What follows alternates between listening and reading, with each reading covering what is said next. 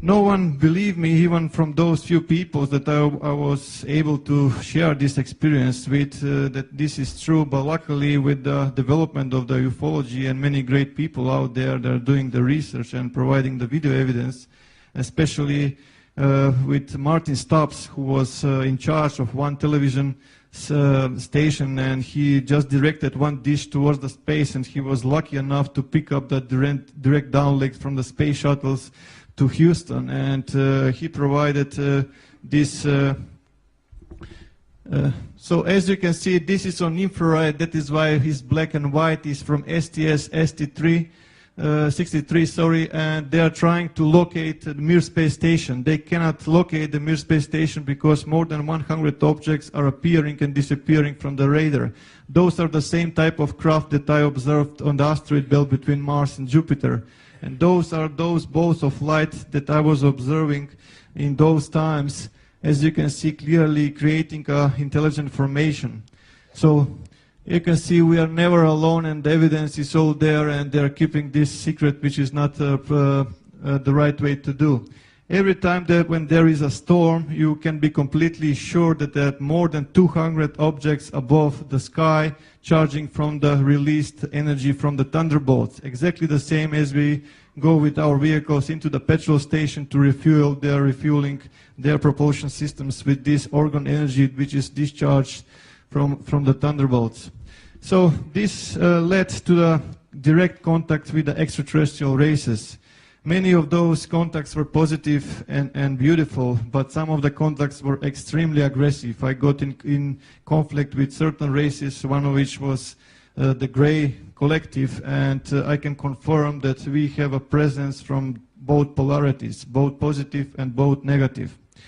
My life afterwards went into the direction that I was trying to help as many as possible, giving my knowledge to all the people who is open to this. Like I mentioned on the beginning, I just developed a special relationship with every student of mine, and I was trying to help him as much as possible to achieve the same. So, in my perspective, this is the way. We have to go back to the nature, and we have to unite with that energy, understand that energy, and how to direct this energy. When I was working on the decoding of the crop circles, that's where the contacts with the crop circle makers intensified to a high degree, especially when I was describing what kind of technological achievements can be achieved through the information delivered by the crop circles. So as you can see here, those balls of light are everywhere, and from the Sri Yantra there is a huge ball of light everywhere. Every time when I was actually working on this, for example, this is one group that I worked in Melbourne. As you can see, those orbs are everywhere. Please pay attention to this region here. You will see one of those balls of light penetrating. It's completely intelligent, as you can see, and they're following me all the time, and the progression that is made. Which takes us to a logical question: who makes the genuine crop circles and why?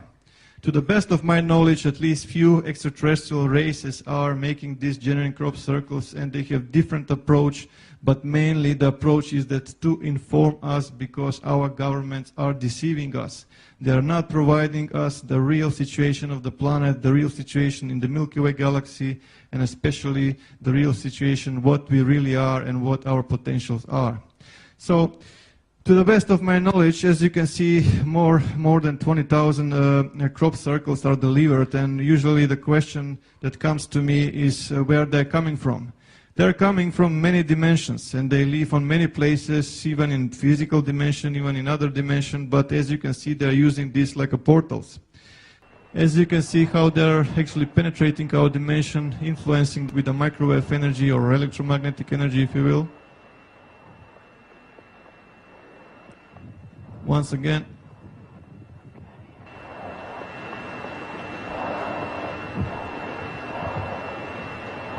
Okay. So, like I mentioned, to the best of my knowledge, more than 20,000 diagrams are delivered in the past few decades worldwide. The military is highly interested into these messages that are arriving, and every time there is a bolts of light or craft above the fields, the military is picking up on the radar.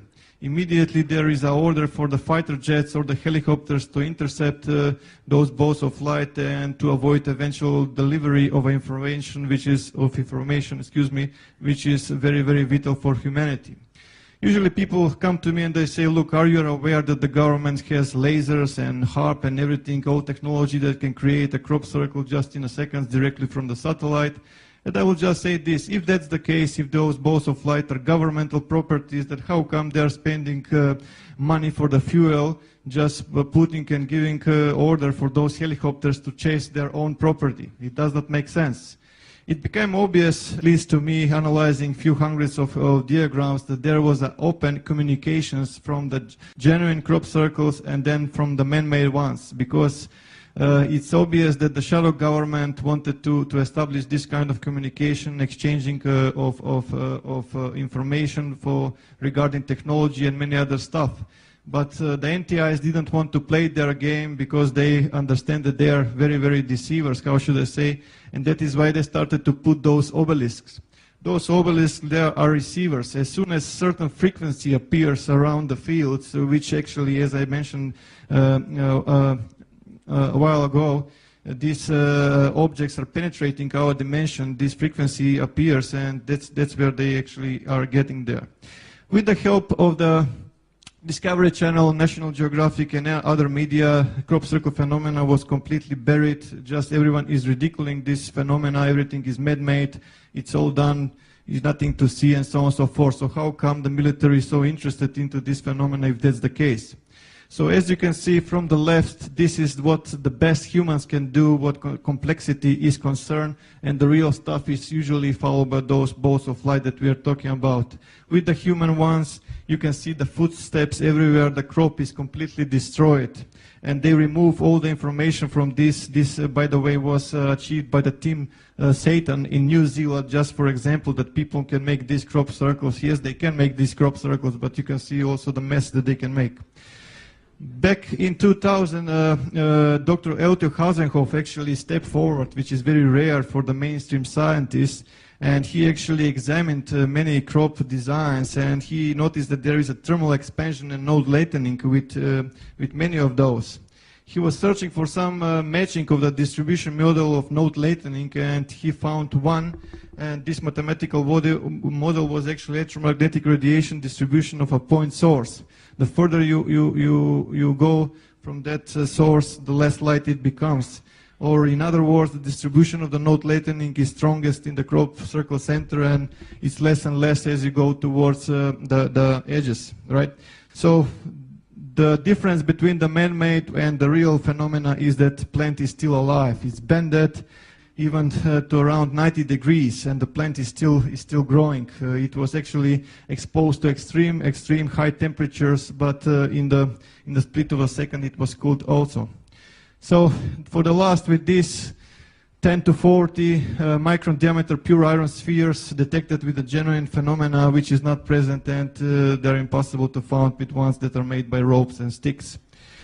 They just transmitted search. There is something extraordinary that is happening at the moment in the Milky Way galaxy, and search for Pau L. That was all that I was able to pick up. And when Milky Way galaxy is concerned, it's very difficult for us to determine the right proportions and the right shape and appearance of the Milky Way, because we are seeing it all the time from an angle.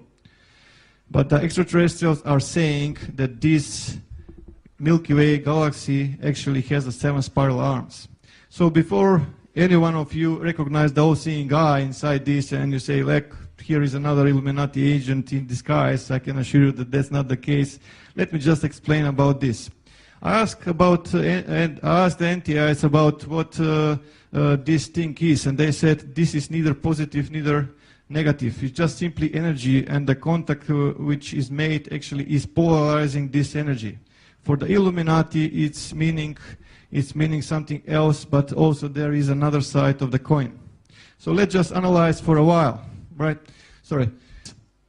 And one of the professors in Germany, Linguistic Academy, Professor Kurt Schulman actually made a translation, and he stated that these writings is matching the time of the ancient Sanskrit, and the literal translation is "the Son of the Creator comes." So what is this eye that we are seeing everywhere in the space? The interesting thing is that there is a gate, and there is something coming from this gate. They are referring to the Sagittarius A star, which is a code name for the supermassive black hole in the Milky Way galaxy center. There is a hole and there is an explosion. As you can see, hole and explosion, and they're referring to this. When those galactic cores explosions happen, there are two things that are appearing. First, there is a cosmic jet that goes perpendicular to the galactic plane, and there is a wave of energy that is spreading along the galactic plane towards the edges of the galaxy.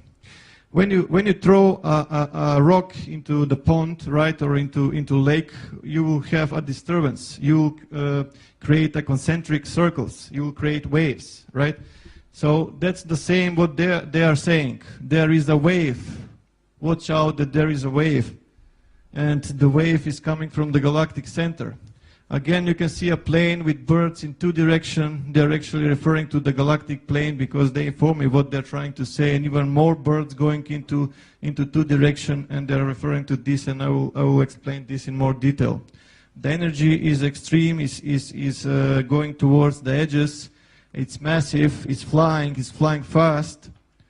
It's going to hit the sun. When it's going to hit the sun, it's going to change how the sun is spending its fuel. Is going to produce that sun moves from its so-called main sequence into what is known red giant phase.